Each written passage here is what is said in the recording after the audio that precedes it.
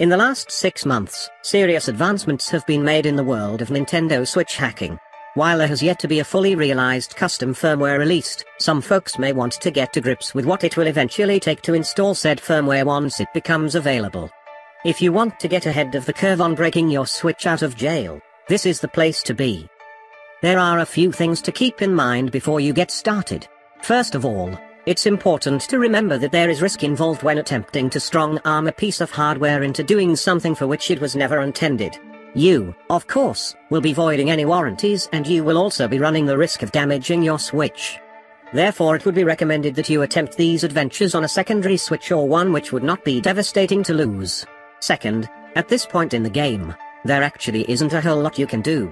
Until the day comes when full and stable custom firmware is out, you are mostly just practicing. What you will need: a Switch that you can afford to risk. A jig used to force the Switch into safe mode, see at eBay. A USB-C to USB-A cable, see at Amazon. Booting your Switch into safe mode. Number 1. Ensure that your Switch is shut off completely. Number 2. Short the pins on your Switch with a jig. There are a few ways of shorting the pins on your Switch, but the safest and most effective method is to use a jig, which you can find in multiple places on the internet for cheap. If you don't want to spend any money, you could also build your own jig with a paper clip. There is a pretty in-depth tutorial on building a paperclip jig here. Number 3. Finally, push the power button and the volume up button for about 5 seconds. If your screen is black and you don't see the Nintendo logo, that means you did it correctly. You can now move on to steps to complete the process on either Mac or Windows. First, Mac users. Number 1. Using the USB cable, plug your Switch into your computer. Number 2. Use your web browser to visit the WebFuzy launcher here. Number 3. Select the button that says do the thing. Number 4. Select APX and confirm. Once you see the re-switched screen on your Switch, you know you have done it. To get back to normal, remove your jig and power off your system by holding down the power button. When you turn it back on, it will be like nothing ever happened. Now PC users. Number 1. Using the USB cable, plug your Switch into your computer.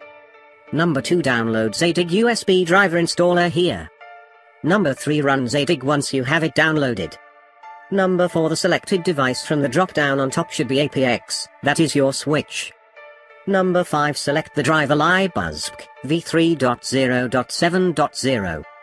Number 6. Now click the replace driver button.